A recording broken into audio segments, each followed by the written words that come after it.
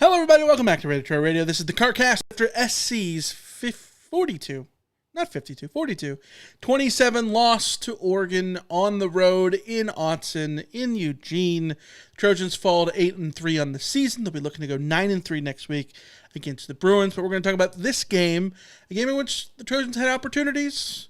They gave up yards. They gave up points. They didn't score enough points themselves. We're going to talk about it here on this episode. As always, you can follow us on social media at Rant of Troy. Email us, rantoftroy@fanside.com, and our phone number, 818-643-7227, Second Whisper and Show.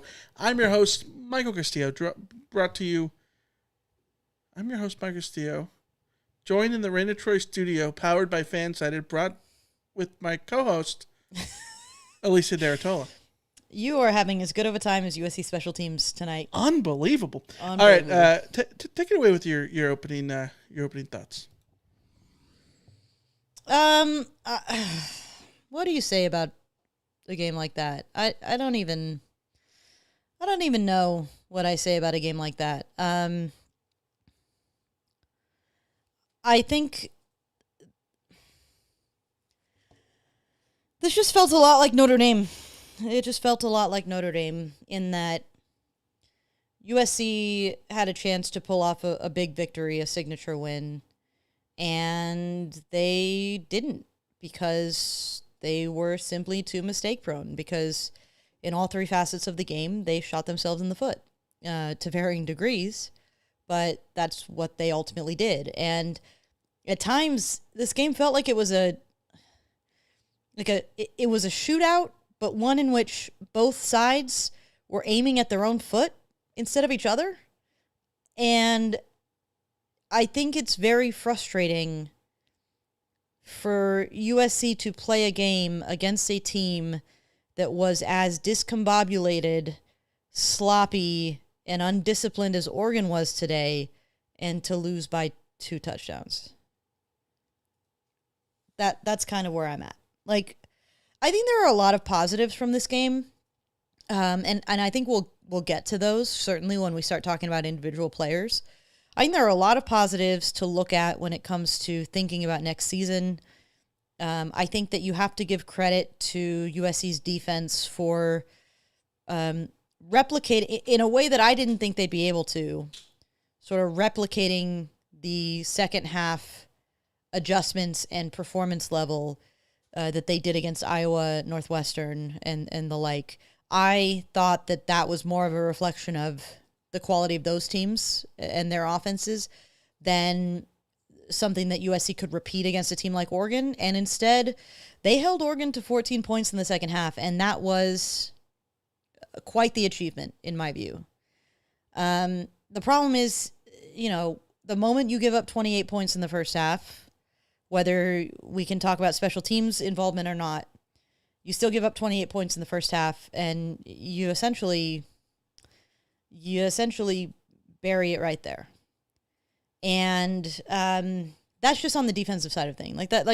I think that the thing I take away from this defensively is, in a weird, strange way, for a defense that gave up 42 points, it felt like they had done just enough to keep USC in the game. Like, they had given USC's offense a lot of opportunities to get back in the game.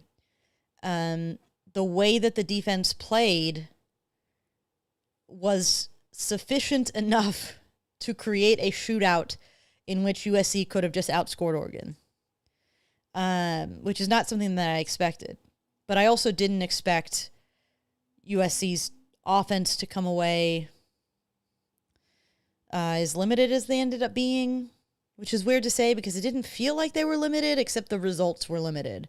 And that's been a frustration throughout the season. It was a frustration against Notre Dame as well. I think the offense needed to be at such an elite level that they could overcome having a mediocre defense, and they weren't. And that's ultimately potentially going to be the story of this season in particular. USC has a really good offense, but not an offense that is elite enough to overcome the just inherent weaknesses of their defense, to sort of put USC at a level that, maybe they could have replicated 2022 here. Maybe they could have, like Caleb Williams might replicate 2022 here. Which is not a jab at Jaden Mayava. It's just that, the difference between Jaden Mayava and Caleb Williams is a generational quarterback and a quarterback who is very good, one of the best in the country, but is still a college quarterback who is prone to, missing a pass or two or throwing an interception or two or, having things go wrong for the offense. And I'm trying to, be fair to USC in the sense of they came in without Elijah Page. They lost Killian O'Connor in the early in the game. The offensive line injuries have been plentiful and inconvenient, and the offensive line couldn't open up holes for the running backs, who couldn't sort of create their own explosiveness against this Oregon front. And I want to be fair to the defense, who performed much better in terms of the eye test than I thought they would without Bishop Fitzgerald and Kamari Ramsey. So I want to be fair to all of those circumstances, while also expressing that this game showed me why I have doubts about this team, why I have doubts about this coaching staff, and why I have doubts about the actual direction of this program. I think you can talk yourself into, not even talk yourself into, this season has been an undeniable improvement on last season. And I think you can very easily look at next season and think they will continue to get better than where they are now. And I think that's fair. And I think if that's where you're at, I get it. Where I'm at is if USC replicates this offense and comes out next year with a defense that, I'm going to be honest, I don't necessarily see a reason to think they will be considerably better than this defense, except for maybe they can figure out how to do for 4 quarters what they do for 2 in the second half. I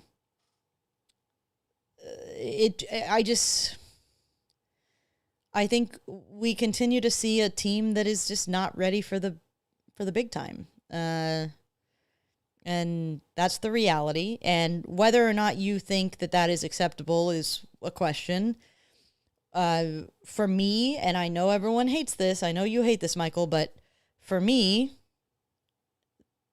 the distance that USC feels from being able to actually go toe-to-toe with the big guys and beat them feels far too big than it should be at this stage in a coaching staff or in a coach.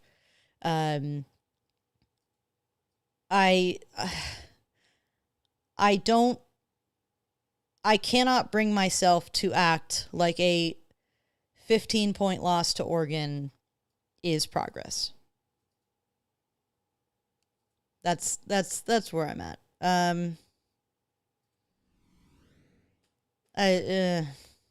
Yeah, I would say that this is a very weird game, because I think anything that you want to say about this game, you can. I think everything's there. You can say that SC was blown out. I don't think they were, but you could say that when you lose by 15, right? Like, you can say that they didn't play well enough to cover, because they definitely didn't cover. The flip side of it is special teams cost SC a lot in this game. Punt return for a touchdown. It's huge. Would Oregon have scored on that drive anyways, given how they played offensively in the first half? Probably, but we don't know, right? The penalty on the blocked field goal attempt, where Desmond Stephen jumps over the center. We talked about this in the watch along. might be the most infuriating penalty that I've seen from mind you, this is recency bias, but like it goes up there with like the Darnell Bing late hit against Texas in the Rose Bowl to me. Just unconscionable.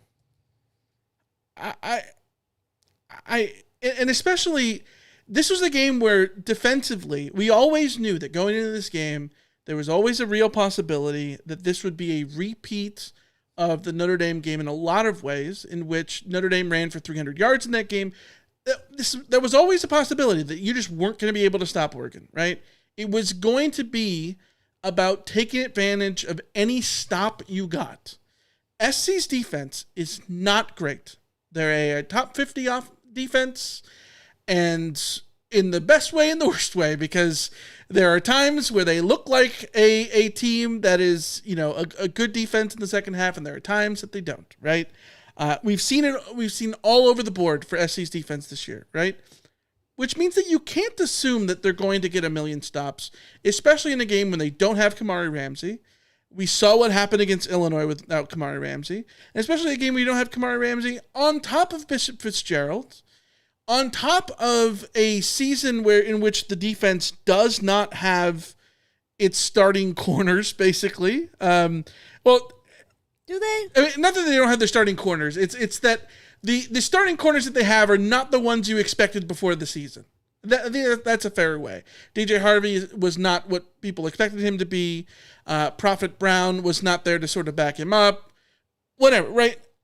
I guess what I'm saying is this game was always going to be about a game in which there were going to be a limited number of stops that you could get, and you had to take advantage of every single one of those stops. In this game, SC gets 4 stops. It should be 5. And it should be 5 because they stopped the third down, which ends up being a 3rd and long because of a penalty. Atticus Sappington comes in, doinks the field goal, and SC is going to have the chance to tie the game before the half with 2 minutes to go. A little more than 2 minutes to go. And the special teams penalty is backbreaking. It literally gives Oregon 7 points. It is unconscionable. And in a game where this was always going to be tough, it's always going to be tough going on the road for anybody. Any team in America is going to have a tough spot going into Eugene in November to win. It's a reason why it's a scary place to play, all that kind of stuff. You can't make mistakes like that. And then, on top of this, when you get your opportunities, you have to take advantage of those opportunities. And so SC gets 4 stops in this game. Should have been 5, but it was 4. So the first 2 stops, SC gets a turnover on down. Sorry, there's a punt. By the way, I misspoke. There was 5 stops. Oh, 5 stops including the punt at the end of the game. That doesn't count. 4 stops. So the first stop is a punt. SC gets that drive and they punt themselves. Okay, well that's not helping you. They get a turnover on downs early in the 3rd quarter. Big stop on a 4th and 1. Big play for the defense. Setting the tone immediately after halftime, down a couple of scores. You need the defense to come through. SC then goes 4 plays, 0 yards. Jaden Maiava throws an interception on the 4th down. It ends up working like a 10-yard punt, right? But that was your opportunity on a short field in a game like this where you're not going to get a million stops. You have to just assume you're not going to. You've got to take advantage. They didn't do it. The following drive is an interception. They score a touchdown. 2 drives later, they get a stop. They force Oregon to punt, and they score a touchdown. So half of the drives in which they got stops, they pay off with touchdowns.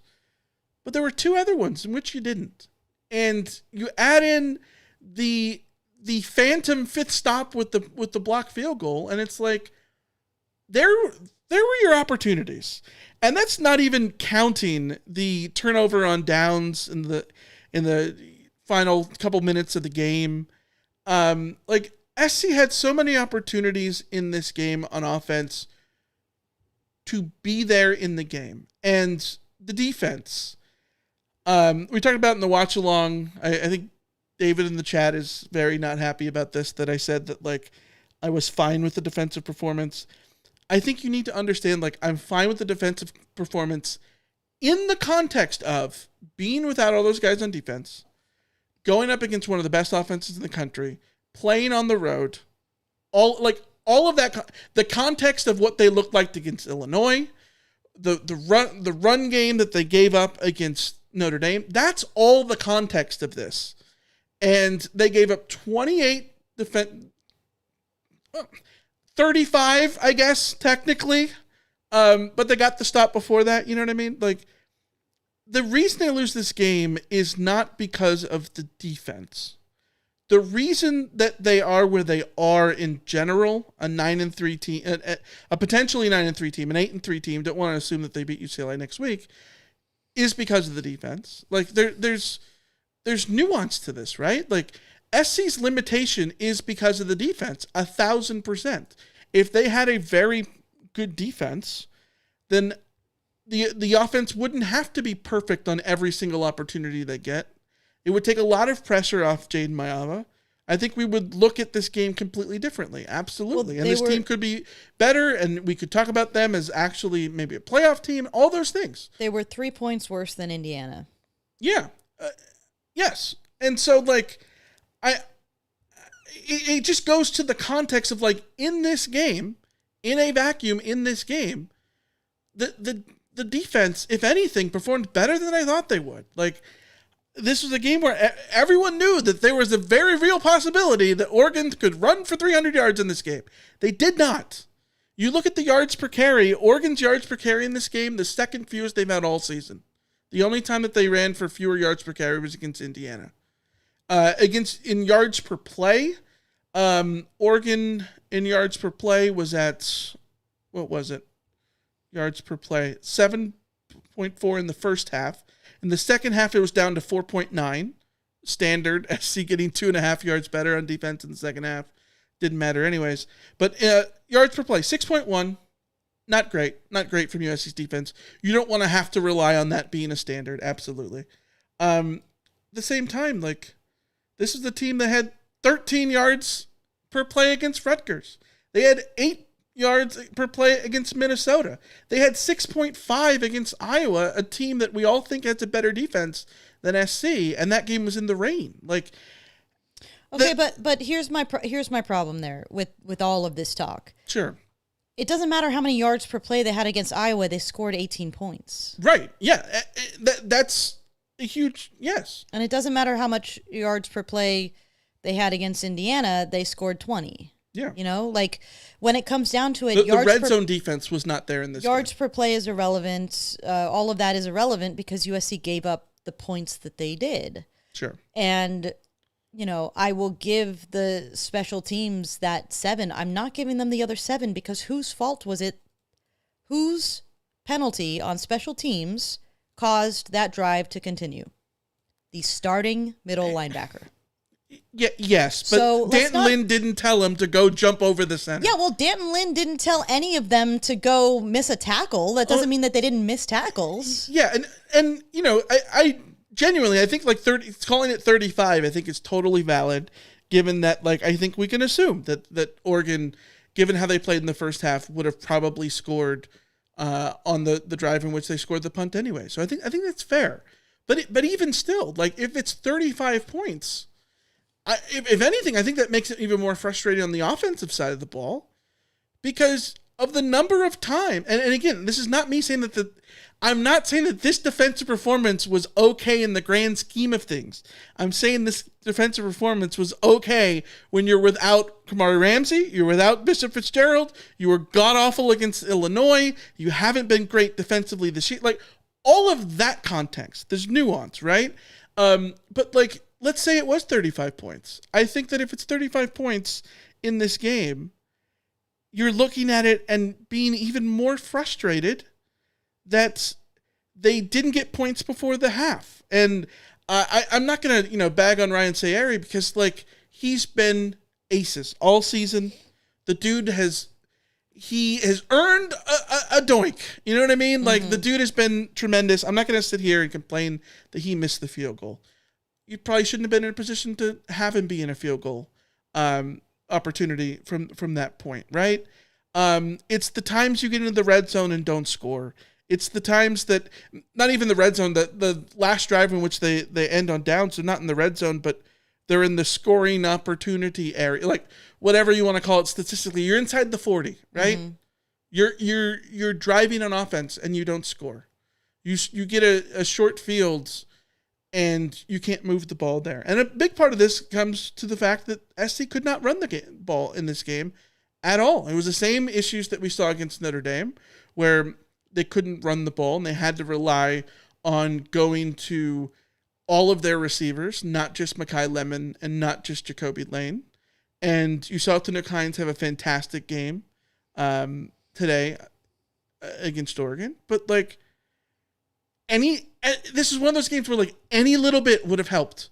If I thought Jaden Mayava was good on his feet, but if he's Caleb Williams, I think Caleb Williams scores on one of those runs that he has. If SC was able to, what was the yards per carry in this game? It was 1.9. 1.9. What was it without sack adjusted? 2.2. If it's 3.2, that would have helped massively. You know what I mean? Like, this is one of those games where, like, a million little things get better, and SC is there absolutely in this game. And the frustrating part is you shouldn't have to sit here. Can I push back? Sure. Yes, a million little things need to get better, and USC has a chance in this game. Why is it still a million little things? But that's what I'm saying. Like, that's the problem. Yes, that's what I'm saying. Like, it's frustrating. Like, I think in the grand scheme of things, in a vacuum, this, like, a one-off game like this is not. It's not a major indictment. It's that there's a million little things in this game, a million little things in the Notre Dame game, it's a million little things in the Illinois game. It's that every single game that USC has played against a ranked opponent, there's a million little things in it. Yeah, there were a million little things in Notre Dame, and there are a million little things in Illinois. And last year there were a million little things against Penn State and Michigan that could have gone one way or the other and changed things. A million little things that could have gone different against Notre Dame last year. A million little things the year before with Caleb Williams that could have gone differently if USC had just had a slightly better defense here or this or that or that. It's and that's where I'm coming from. It's like I am sympathetic to the idea that people are happy with the fact that USC has progressed the way that they have. Yeah. I'm super sympathetic to that. But I have now seen this too often over the last 4 years for me to say that this isn't this is not an outlier. This is right, and this is what USC is right now. The USC at best is a team that can beat the teams that it has a talent advantage over, and will not beat the teams that they don't have a talent advantage over. We've said it for the last 2 years now. This team, eye test wise, metrics wise, all those things. They are a team that is number 15 to 20 in a bunch of metrics, and that's where they are right now, and I think that's how they look right now, and that's where they're probably going to finish right now. And so, like, in that case, SC is playing to what their record should be compared to last year in which they didn't. But this can't be the finished product, and in a lot of ways, I think it would have been so much easier in these games if SC just got their ass kicked. But they don't get their ass kicked because they are competitive against every single team that they play, even the games that they lose against the really good teams. Like, outside of not being able to run the ball and not being able to stop the run, like, which obviously are two obviously massive things, like, you watch this game and, like, SC belonged on the same field as Oregon. I'm not saying in order to win the game or anything, obviously not, but, like, USC didn't look outclassed in, that's what I'm saying. In every way in terms of talent. They haven't been outclassed in any of these games. Okay, but again, this is why I say what I say, because people want to act like USC's roster is shitty, and it's not. Yeah. Because if it was a shitty roster, they would get played off the park by Oregon and Notre Dame, who do that to shitty rosters every week. Right. Yeah. USC has a better roster than anyone wants to acknowledge. Mm-hmm. And then they have a million little things that cause them to lose games. Yeah. And if they're just competitive enough to make you feel like, well, they didn't get played off the park, but not competitive enough to say that, like, well, they could have won. Well, they lost to Notre Dame by 2 scores, and they lost to Oregon by 2 scores. And, Illinois, a team that they should have beaten, they lost to because they couldn't get a stop. So, like, there's always a reason that you lose games. But it just, at a certain point, if the reason is the same reason over and over and over again, then the reason is who you are. Yes. Yes. If I procrastinate every single day of my life, at a certain point, like, it's because I am a procrastinator. Right. Not any other reason why. Yeah. Yeah, I agree. And, this is one of those, I think the frustrating thing here is, like, if SC just played clean, and I think this is I think the ultimate point of where I'm saying that, like, that they are competitive in the sense of, like, if SC played cleanly in every single one of these games, in the 3 losses, they would have won one, if not 2 of them. You know what I mean? Like, if you just clean up your stuff, like, and that's the frustrating part is, like, if you're going to be a team where metrically you're 15 to 20 in the country, well, then you need to. Are you paying Lincoln Riley $10 million a year to be 15th in the country, though? No, but this is what I'm saying. I'm saying, like, if that's where you are, then you need to overcome that by doing all the little things right, and that's how you become a team that's a top 10 team. That's how you prove that you're well coached and you've got the composure and you've got you're physical. You got all the terms that everyone loves to use with good teams. If you dot your I's and you cross your T's, and SC doesn't dot their I's and cross their T's enough, especially in big games against big teams. That's the bottom line, right? We're agreeing here. Just because I'm not sitting here and say fire everybody. No, and after this game, like, doesn't mean that we're not agreeing. I don't think Lincoln Riley is going to be fired. Yeah. I don't think Danton Lynn is going to be fired. I don't think the answer at this point for USC is to fire somebody when I don't know who I go out and hire. If I knew who I could go out and hire, I'd have a different discussion. But, like, I'm not going to sit here and say that I think LSU is smart to give Lane Kiffin $90 million in a contract to go from Ole Miss to LSU, because the trend says that that's not going to work out for them. And it probably wouldn't work out for USC. But, like, I don't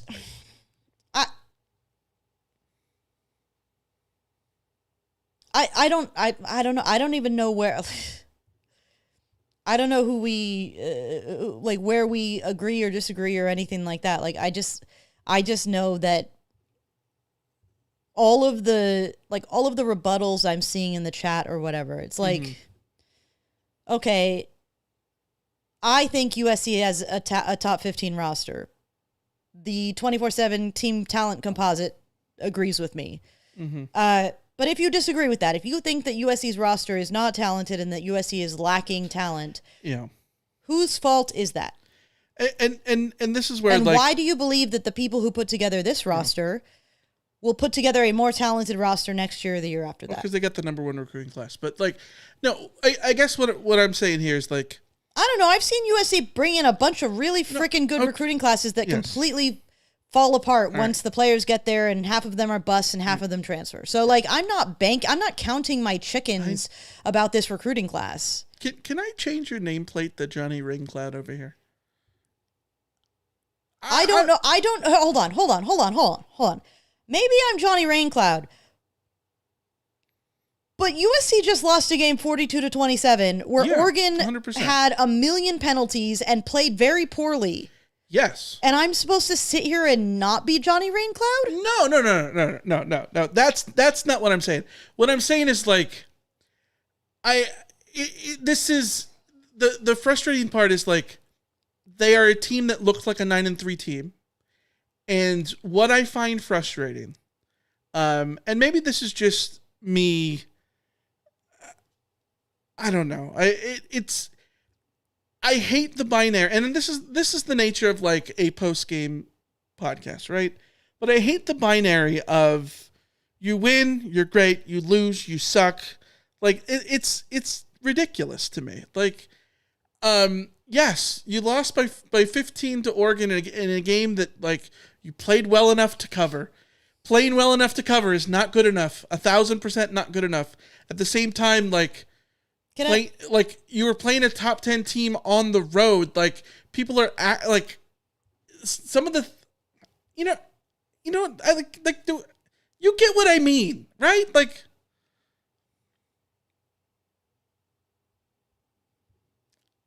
I'm not sitting here that you should like. I'm not Mr. Moral Victory over here. I just like this is not burn it all down situation. Like that's not where. No, and I'm not saying burn it all down. I'm just saying like this is where I'm at. I'm on the record. I don't believe that Lincoln Riley is the guy. Sure. So, but I also didn't believe that Clay Helton was the guy, and I was the one that was telling you all why USC wasn't going to fire him in 2018 and 2019, and I was correct because that's the way administrations work. Sure. So I'm not sitting here saying fire Lincoln Riley. I'm just saying I don't think Lincoln Riley is the guy, and games like this are why. And when USC beats Iowa last week, that was really fun, but there was a lot of talk about how like this is the moment for Lincoln Riley, and it's like, okay, so I got accused of being too negative for being like, well, was it though? Mm-hmm. Well, you know, I hate being freaking right. I really hate being right. I was really excited about the prospect of being wrong in this game and doing 2016 all over again. I really was. But that's not what happened because that's not where this team is. And it's like, I don't know. I'm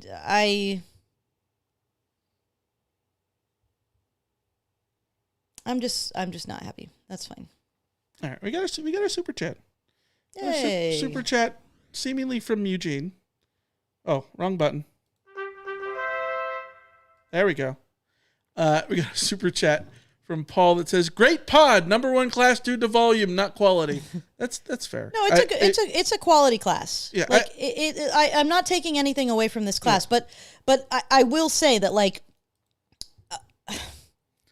When I mention the #1 class, I'm not here to argue the merits of the #1 class specifically. It's more so that like, it's the general macro view of things are moving in the right direction in terms of recruiting. And so like if we're sitting here and saying that SC's roster is not good enough, which I agree with, like how do you fix that? You fix it by recruiting better.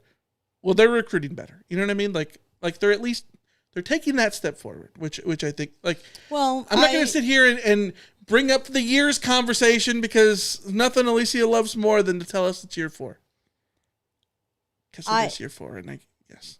I will just say that. Hey, Lamont in chat says this is year 1 of Chad Bowden. Yeah, yes. I mean, yeah. And Marcus, how many times do I have to say that I don't want to fire Riley? How many times do I have to say that until people listen? USC is not firing Lincoln Riley. USC is not firing Danton Lynn, and USC isn't firing the special teams coordinator, by the way. Yeah. Like, that's not the conversation I'm having. The conversation I'm having is what level does USC need to be to make me happy with the direction of the program? Or make any of you happy with the direction of the program, or you, Michael. Yeah. Like, that's the question I have. Am I happy with the direction of the program right now? No. And 9-3, which is now the best case scenario, and that is assuming that USC wins the game, that I cannot say for certain that USC wins, by the way. Okay. Is like, I get it. I get why you would be content with 9-3. I get why people are are thinking that 9-3 is a success. You did predict that they would go 7-5. I did, because I thought that they would be worse than they are. Yeah.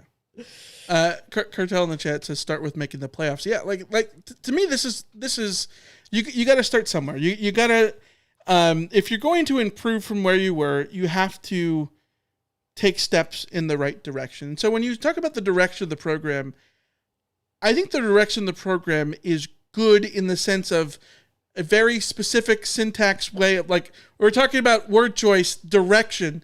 The direction is moving forward. They've won more games than they won last year, and the recruiting class is better. So in that sense, the direction is moving in the right direction. And they lost 3 games that they shouldn't have last year. They lost 6 games that they shouldn't, like... No. Because, okay, how different would our discussions be today if USC had gone 9-3 last year?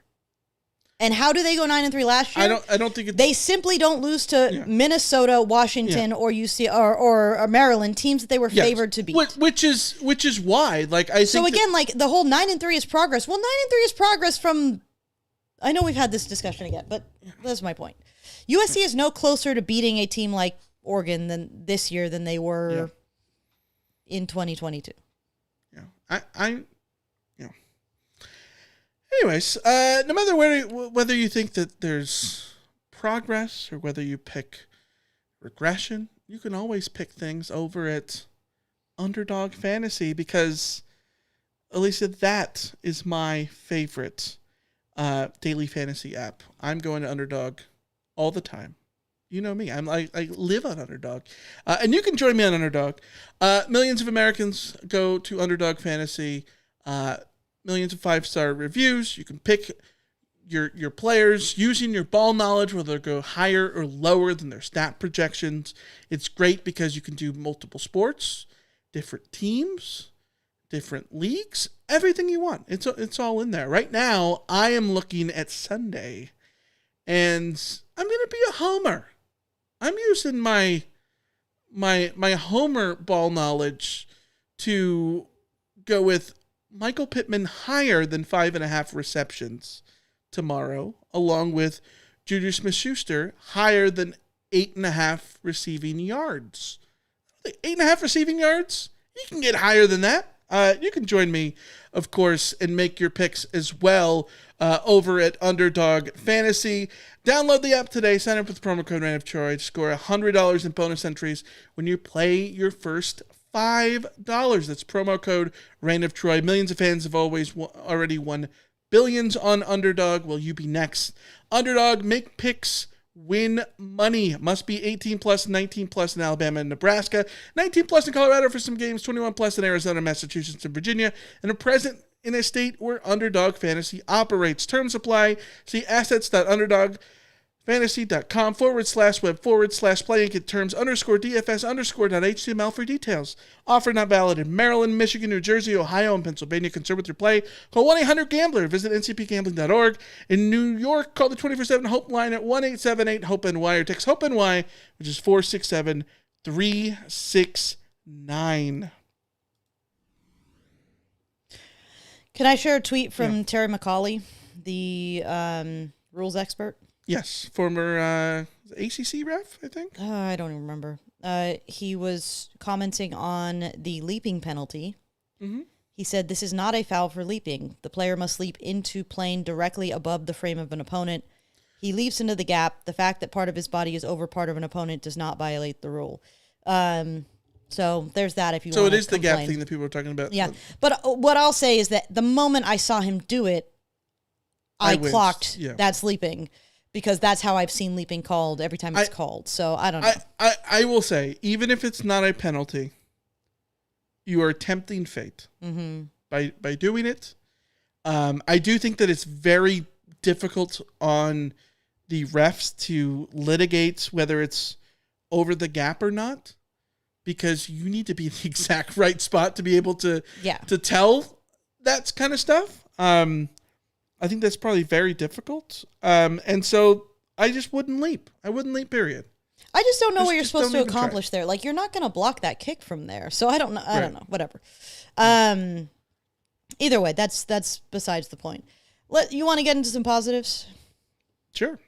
Do you want to get into positives? Positives. I I am assuming that Mekhi Lemon and Jacoby Lane will leave for the NFL this year. I think Mekhi Lemon will certainly do so. Jacoby Lane, I'm less certain about, but I'm just going to assume it's going to, until something proves otherwise, I will assume that Jacoby Lane is leaving, right? Mm-hmm.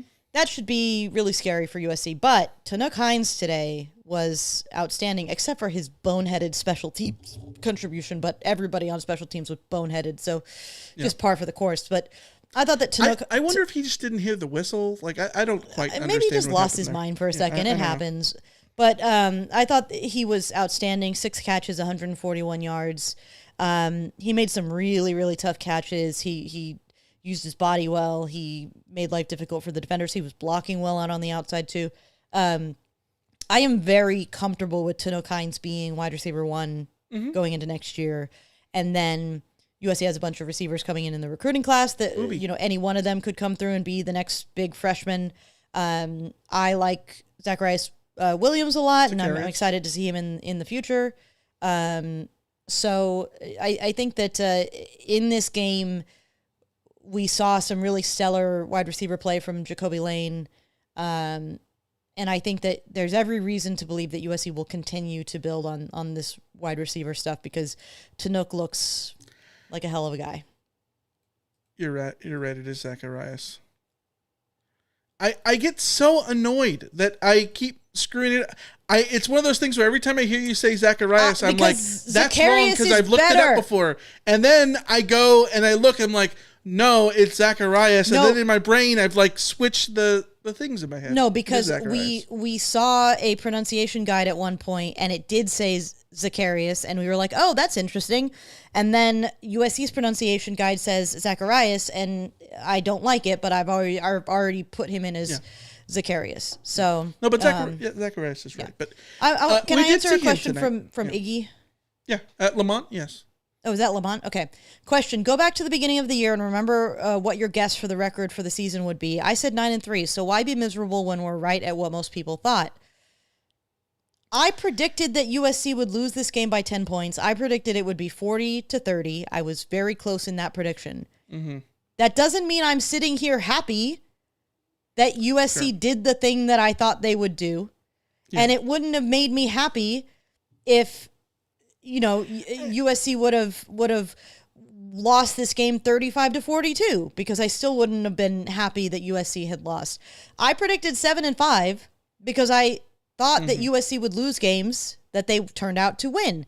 I'm happy that USC turned out to win those, but I predicted 7-5 based on what they were incapable of doing in 2024. Yeah. Not based on what I hoped would be achieved or what I thought would be success or what I felt would be a sign that this program was moving in the right direction. Like, it's not, I mean, I don't know. Like, I'm not trying to be miserable here. I'm just telling you guys how I feel. Like, I'm not going to change the way I feel just because it would feel better for me to sit here and go like 9-3, yay. I'm sorry. I'm just not going to do it. Yeah. Gash in the chat says, "Are we better, or is our competition worse?" I have been making the argument for 2 years now that I don't know that SC is significantly better or worse in a grand scheme of things over any of the last 4 years. Well, because if you look at things like FEI, SC is in the exact same place all 4 seasons. Their record is all over the place and the record comes down to, why do you win or lose games? It's because how do you handle the individual battles, and the consistency and your composure and your ability to get off the field on third down. And it's all those little things are where SC struggled last year. They have been significantly better this year. But in terms of just the run of play and everything, I think SC has been pretty consistent the last 3 years. I mean, the last 4 years, with the exception of like the defense is better now than it was under Grinch. It's still not world class, and the offense is better now than it was last year, but the defense was better last. Like, basically, the level of where SC is as a team has not really changed in all 4 years that Lincoln Riley has been there. The wins and losses have. One can argue that the major difference between 2022 and 2023 is the schedule. Because USC had road games against Stanford, Oregon State, They missed Oregon and Washington. Utah, Arizona, UCLA won all but one of those, and all of them were close games, even against the not great opponents. 2023, they get Washington, they get Oregon, they get Arizona, and then they lose to UCLA, whatever. Yeah. Last year was the outlier because this year is much closer to what does your schedule look like? Your schedule looks like you were going to... This is the most logical year of all of them. You were going to... Your schedule, if you didn't repeat the pitfalls of last year and lose to teams that were really bad, then you were probably going to go 9-3 while losing most of your road games. Yeah. And that's what we're seeing. USC has lost the road games against the good opponents. Yeah. Which is what happens in college football. Which is where last year, again, that's where last year, if you want to find a 9-3 record last year, it is very easy to find, except that USC lost road games to the not good opponents or to the fine opponents. Yes. And that's the major difference between just another repeat year of USC. In normal years, USC would have lost to Michigan, Penn State, and Notre Dame, because that would just be standard. And being on the road against teams like Minnesota and Maryland and Washington, it would be close games, but they would win those close games. Yeah. Because that's what they'd been doing the previous 2 years. Last year was a step back that I think sort of warps a lot of things in people's minds. Yeah, Jacoby says that next year we have a gauntlet. Let's see how we do. The season is almost a lock for 9-3 unless UCLA cuck us at home, which is wonderful terminology. You look at SC's schedule next year. It is a gauntlet in terms of who they play. I think it helps that in terms of home road splits, it is not horrible. They do have some tough games next year at Indiana and at Penn State. Those are two really tough games. But they get Ohio State at home, Oregon at home, Washington at home, Notre Dame at home. They get more of the tough games at home. And so, if you can, go win at Penn State, getting to play at Penn State next year, probably the best time to face Penn State in State College. You know what I mean? Yeah. It's there's only one auto loss road game next year, and it's at Indiana. Whereas this year we talked about it all. And that's assuming Indiana keeps on keeping on. Yes, yeah, but we're gonna assume that they stay relatively the same for just argument's sake here. But last year we looked at this schedule and we always thought that you could just pencil in the losses to Oregon and Notre Dame, and you hope you split those, but probably you're gonna lose those, and SC lost those. I'm tired of penciling in losses. It's kind of where I'm at. No, I'm not disagreeing with you. I'm just pointing out that we have been penciling in losses for a long time, and I'm tired of it. Sure. But also, if you're not penciling in losses, then you're predicting 12-0, and that's... No. What I mean is, I miss looking at USC's schedule and pointing out the two games that are sort of more like 50-50 flips. Sure. Whereas every year we look at USC's schedule and go, that's a loss, that's a loss. Yes. And then these three are 50-50 splits. That you could look at 12 games and say that two of them could be penciled in losses is a significantly better place to be in than the vast majority of schools, which is, to Matt and Eugene's point earlier, it could always get worse. It could always get worse. Yes, it could. I would also like to remind people the last time USC beat UCLA at the Coliseum was 2019. So, again, I caution about assuming that 9-3 is the reality. Well, I think that we'll talk about this later this week, and we need to see if we can meet up with Jake as well. But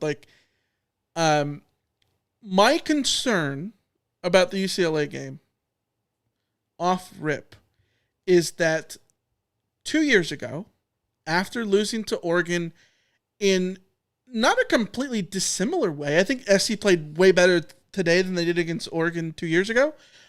But scoreline wise, they were closer 2 years ago. It's a vaguely similar game.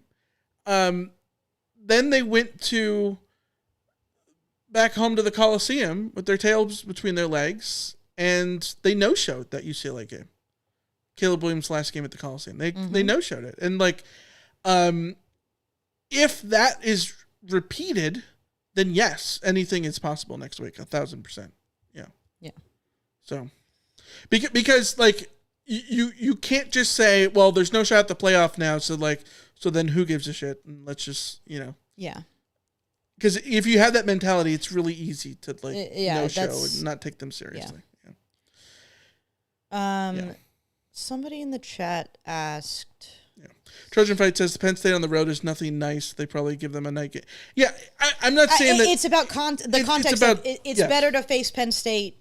I'd rather face them next year in year one as a head coach. Yes. With a head coach. Than the next year after that. Even this year with Drew Aller as a senior and all that kind of stuff. All off season, we would have been talking about how that was an automatic loss. Given that people thought that some people had Penn State number 1 going into the season. You know what I mean? That's what I'm talking about. It's compared to other things, nuance there. Yeah. Yeah. Jacoby in the chat says SC is Man United, Oregon is Man City. That's not a bad comparison at all. It's really not a bad comparison. Lamont said, here's another question. If Waymo, Sanders, Bishop, Ramsey, and Page play, does the game turn out differently? I don't think it does, personally. Mainly because I don't think that King is the issue when it comes to running the football today. I think that Oregon's run defense is they dominated USC up front, and I don't know that changes. I mean, we saw Waymo get stuffed a bunch in other games. I think Waymo is significantly better than King Miller. Yes, but not. I don't think that Wayman Jordan would have been fix the issue better. Yes, nor would Eli Sanders. Yeah, Bishop and Ramsey. Page could have made a big difference on the offensive line, but even then, I'm not convinced that this offensive line as a 5 would have been enough to that's not 15 points better. Yeah. And then Bishop and Ramsey, I do think make a big difference on defense, but at the same time, the defense didn't structurally look that different from what they looked like in previous games with those players. Right. In that they were very vulnerable in the first half and shut things down in the second half. Maybe they get one more stop, but at that point you get one more stop and you still have to recover 7 points. And I don't think that Page, Sanders, and Waymo account for that. So no, I think that USC probably still loses this game just based on USC lost this game because of sloppiness and because of penalties and because of lack of discipline and all that kind of stuff. And, we have seen USC too often have their best players be the ones who make that mistake. We've seen Waymo fumble. We've seen, holding penalties or whatever. In that sense, I'm just not convinced that it makes a huge difference, especially because, to be fair, if you gave those players back to USC, you should give DeCorian Moore and Gary Bryant Jr. back and all of their offensive linemen back to Oregon. And then yes, I think both teams had a bunch of injury issues. I think SC's injury issues were significantly more costly. It was more costly because of where they were, right? Oregon obviously could have used more receivers and they might have been able to throw the ball more effectively. They still moved the ball perfectly fine through the air, even though Dante Moore had I thought in the first half, I thought he wasn't that great. He missed a few passes, but you look at the numbers, he completed 73% of his passes. So what the hell do I know, right? SC's injury issues were just more critical to their success. Where I think that Oregon's injuries, aside from the offensive line ones, their receivers are essentially a luxury for how their offense functions, given how good of a run team they are. You know what I mean? Like, they could have just run the ball on every single play and still had a lot of success. Whereas SC really needed those guys defensively as well. So, I was just thumbing through Stat Broadcast to look at some stuff. Oregon did not have a 20-yard rush in this game. And not that, like, that's a very nitpicky stat because they ran for 17 yards on one run. But, like, you know, like, there are just things in this game that you look at the stat book and, like, I wouldn't have guessed that they would have, that would have happened. It is funny, the rushing total and the way the rushing played out is almost exactly what we kind of talked about a bunch. Like, Noah Whittington got his, but he was sort of par for the course. Mm-hmm. And Oregon didn't run all over USC in the, like... What?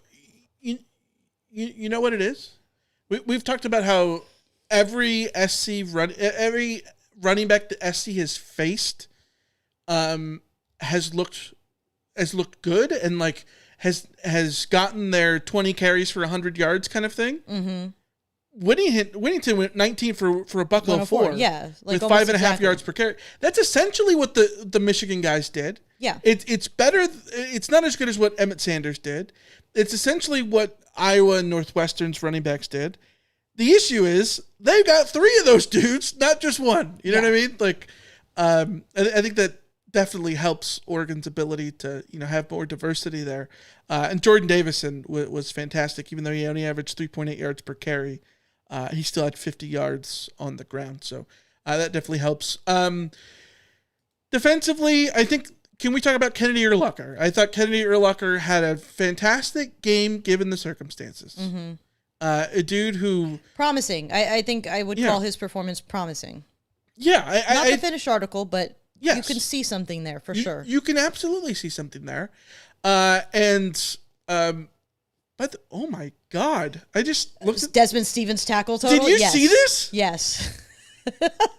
I have never seen this in my life. He had 17 tackles? 11 solo tackles. Holy crap. I will say, as mad as it feels sacrilegious to say this because Desmond Stevens effectively, potentially cost USC the game. Yeah. But this was probably Desmond Stevens' best game for USC as a linebacker. Sure. Yeah, we not that it was great. It was just his best. We didn't see the Eric Gentry road game forced fumble. That did not happen.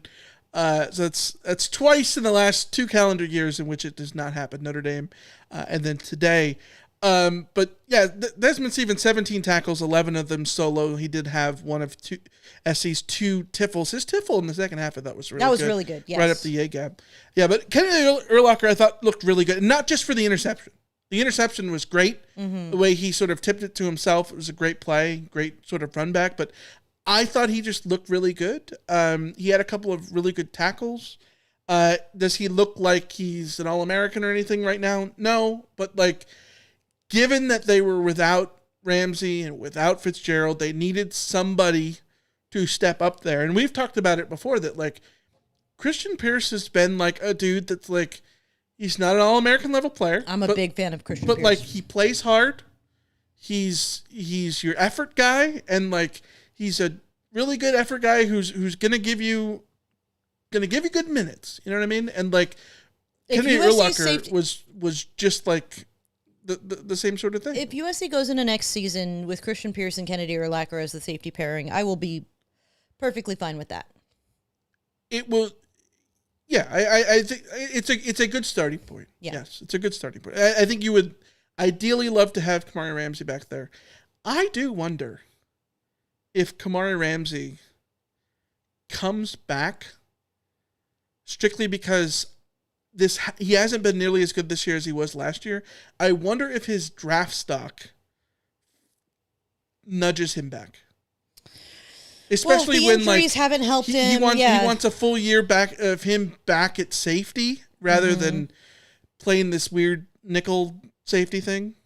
Like, just put him back there? I think Sua Cravens would tell him, like, you think you're coming back to play safety, but you realize that they're just going to have you fill a gap wherever that gap appears during the offseason. And I think there's an argument from Kamari Ramsey's perspective to say, nah, I'm just going to go start my career and let my talent be there. If anything, I think that you could see a world in which he takes that as a reason to transfer, but like he's been with D'Anton Lynn for 3 years now. You know what I mean? So like, it'll depend. Obviously, it's his decision. We'll wish the best of luck of him, no matter what that decision is. Devin Tompkins had his moments today. He had one of the tackles for loss. Cam Crawford looked okay. I think that SC on defense, like, this is a weird thing to say, but I don't know how else to put it. Like, I don't know that there was any specific player that looked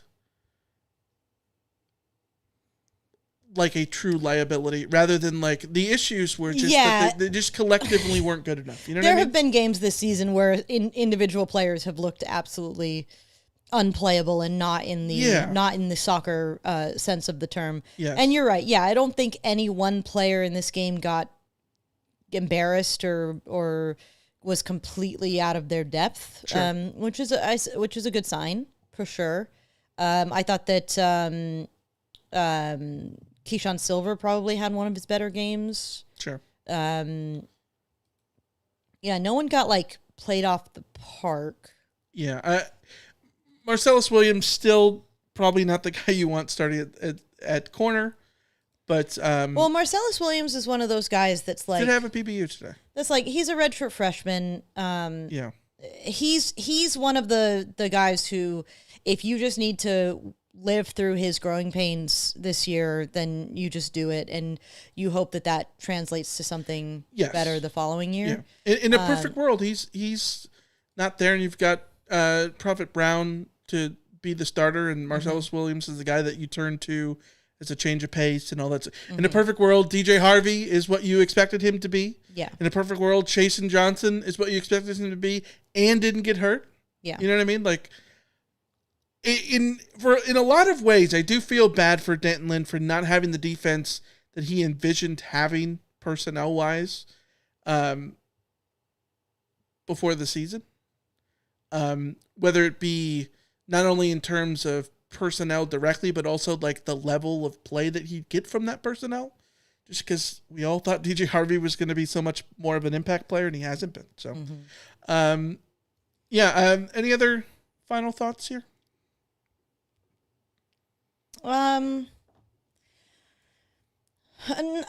don't know. I wish I felt that USC was closer to turning the corner.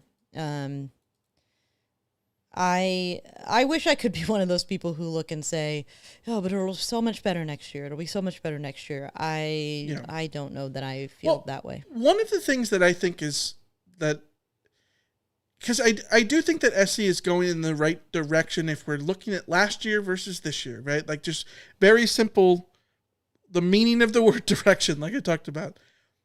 But, like, do I think that SC will be significantly better next year? I don't necessarily think so. Like, this just looks and feels like just a 9-3 team to me. And so, like, I think that's what they're just going to be in perpetuity until there is a reason for me to think otherwise. Yeah. Especially because I don't know that Jade Mayava has another gear. I think that this big step forward he did this offseason to get to where he is now was the big up dev from him. Mm-hmm. I don't know, the big dev up, whatever you want to call it. I don't know that there's going to be another one of those that suddenly turns him into Caleb Williams. You hope that the offensive line can dev up, but at the same time, we talked all preseason about how the offensive line was going to be absolute dog ass. No, and they were fine. If there's one area that I think that I am most confident that USC will dev up at, it's offensive line. Not just because this recruiting class, and I never want to see freshmen play, but this recruiting class has some real talent on the offensive line. And what Zach Hansen has gotten from this group has been very good. And most of these guys are presumably coming back. And I think that, another year of established of this, this 5 plus some added depth will just help things go a lot more smoothly. I feel pretty good about the offensive line. I guess where I'm at is I don't feel good about too many other positions in terms of, even if they get better, I think it'll be marginally better. I don't know that USC is that close to having a dominant defensive line. I don't think USC is close at all to having dominant linebackers. I mean, this game showed you a lot. This was Desmond Stevens' best game as a linebacker, and still the difference between watching him and Jaden Walker and Eric Gentry defend the run versus guys like Bryce Betcher, I think is how you say it. And significantly different. Yeah. It looks very, very different. There's just a massive difference in quality between those guys and what Oregon puts on the field at that particular position. And maybe, I think maybe they can get slightly better. I'm just not expecting them all to take the 3 or 4 steps better that they need to be to actually put USC in a position where 9-3 isn't just the sort of standard assumption, right? Yeah. And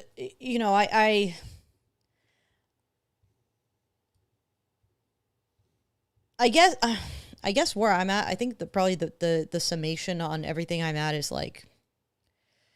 in order to believe that this team goes somewhere from here, I have to believe that the players that we're seeing now will get better, considerably better next year, while having 4 years of examples of players whose better has only been marginal, or stagnant, right? So I think Christian Pierce has gotten better. So I'll give him that. Yeah. DeCarlos Nicholson is who he is. I think he's gotten better this season, but as a corner, he's probably where he was. Anthony Lucas is stagnant. Cam Crawford this season is stagnant. Devin Tompkins is stagnant. Braylon Shelby is stagnant. Jide Abasiri is slightly better, but not that much more. He's a freshman. Who else? We haven't seen enough from Carlin Jones. Maybe he comes in and makes a difference. We didn't get to see enough from Jaw Jarrett. Maybe he comes in and be a difference. Kobe Pepe is who he is. I see a lot of stagnation. And so I need more proof that USC will develop players after so many years of USC not really develop players. The players that are really good because they were really good and always will be really, really good. Yeah.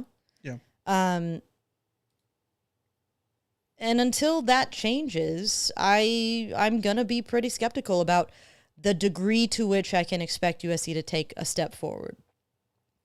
And I will still be skeptical going into games like this against Oregon and feeling like USC actually has a chance.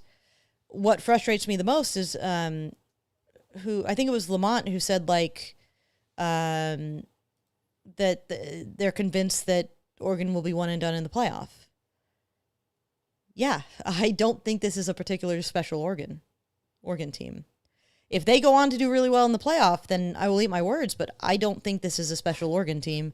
Yeah. And that makes it all the more frustrated because a not so special Oregon team that played poorly still beat USC by 15. I have a hard time though, because I've just said that I've said this all week and I still stick to it, that Ohio State and Indiana are playing a different sport compared to everybody else. So I think Oregon was better last season, but I don't think that means that Oregon still can't be the third best team in the country. You know what I mean? Everyone from 3 to 10 feels about the same to me. And so Oregon absolutely could go to the national championship game because it's sort of wide open from 3 to 10. So they could be as good as last year in terms of where they end up. Absolutely, they could be that way. Even though I think last year's team was better. All right, before we go, there was somebody in the chat. I think was it Ron Murdy in the chat that asked about bowl games. I think SC at this point is essentially not a lock, but like very close to being an Alamo Bowl lock. Not going to the playoff. That's over and done with. They would need insane catastrophe that's not going to happen. They're probably going to go to the Alamo Bowl. And if they go to the Alamo Bowl, I think the most logical opponents for them to be in, to face in the Alamo Bowl would be BYU, Houston, or Cincinnati. They cannot play. They could play Texas Tech if Texas Tech falls out of the playoffs. But they cannot play Utah or ASU because the Pac-12 schools are operating as still on the 2023 bowls. So it can't be them. I saw somebody at some point, I think today, throw out like the idea of it being Texas, because Texas could be considered a 2023 Big 12 bowl team, but like that is not the case, because apparently Texas and Oklahoma are in the SEC bowls. Just the Pac-12 schools are not. And so the SEC can't play Texas in the Alamo Bowl because they wouldn't qualify as a Big 12 team formerly. Does that make sense? Yeah. Well, and so like it basically is, I would say SC's best chance of if Texas Tech or BYU don't make the playoff, then that's who SC is playing. If it's not them, then I think it would be Cincinnati or Houston. Well, so as of this is last week's, but CBS has USC against Utah in the Alamo Bowl, which is not possible. Yeah. I think it must be, and this is something I was talking to our good friend Kenny about. CBS is putting together their bowl projections. I guarantee you, by asking about time, like they are talking to the bowls themselves about who they can actually be trust against. Kyle Bonagura about anything when it comes to how the Pac-12 works. Did he say recently what that? And Kyle Bonagura stuff for ESPN or wherever he's at now, where it was SC against like Houston or BYU.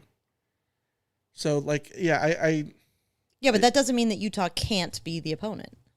Yes, but like Utah would be the most logical Alamo Bowl opponent anyways. Yeah, Bonagura has BYU versus USC. Schlabach has Houston versus USC. Yeah. So if Utah is eligible, then it could be Utah. Houston might be the best case scenario for USC. I don't think they are. I don't think Utah, because if Utah is eligible, then SC could go to a Big Ten bowl. Playing a flawed Big 12 team is, I think, USC's best case scenario to get to the bowl game and build some momentum for next year. You know what I think it is? I think there's a misconception, because Utah can go to the Alamo Bowl, but they go to the Alamo Bowl as a Pac-12 team, not as a Big 12 team. And I think that's where the misconception is. I trust Jerry Palm, but like, I'm sorry, in this instance, I don't. I don't think they can go there. Is the Vegas Bowl, is the SRS Distribution Las Vegas Bowl that is an SEC Big 10 this year. SEC Big 10? Yes. Because they have that as Nebraska, Utah. Sorry. It's Pac-12 SEC. Or Pac-12. No, it's Pac-12 Big 10, because it's Pac-12 against alternates between... Oh, Big 10 and SEC. Big 10 and SEC. So okay. Yeah, yes. Okay. Yeah. Either way, USC will be going to a bowl game of some variety. Mm-hmm. We will find out more once we know whether or not they're 9-3 or 8-4, because that will change some calculations. Let's do some scoreboard stuff really quick, because Dale mentioned that Nebraska's getting crushed. They are 30-3 by Penn State. Oof. Wild. There's been a bunch of wild scores today. I think we need to talk about Utah's score. I think they ended up winning. Utah did win 51-47 in a game in which they gave up 500 yards rushing. 472 yards rushing, 5 touchdowns on the ground.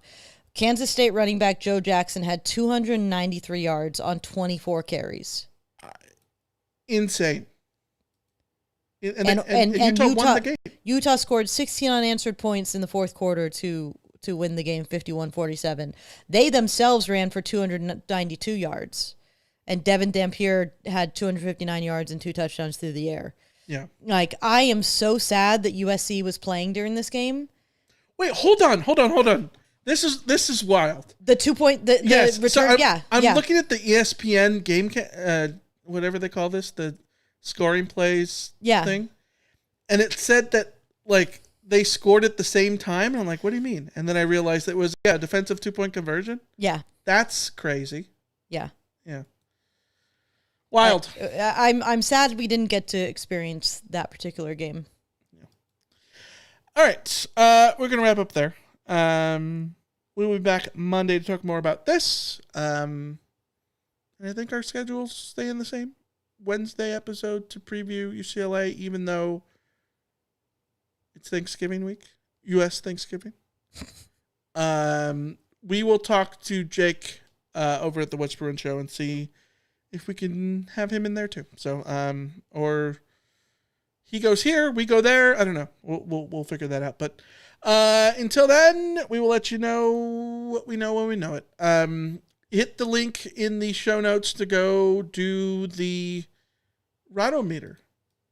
Put in your 2.0 or whatever you want to put in there into the Rotometer. We'll discuss that on Monday. Leave us your reviews on Apple Podcasts and Spotify and all that stuff. And give us your calls, 818-643-7227. Email address, rateoftroy@fansided.com. All right. Final word? You got any? I got one. Hungry. I'm hungry. All right. Hungry. That's the final word. Hungry. Okay. All right. See ya. See ya. See ya.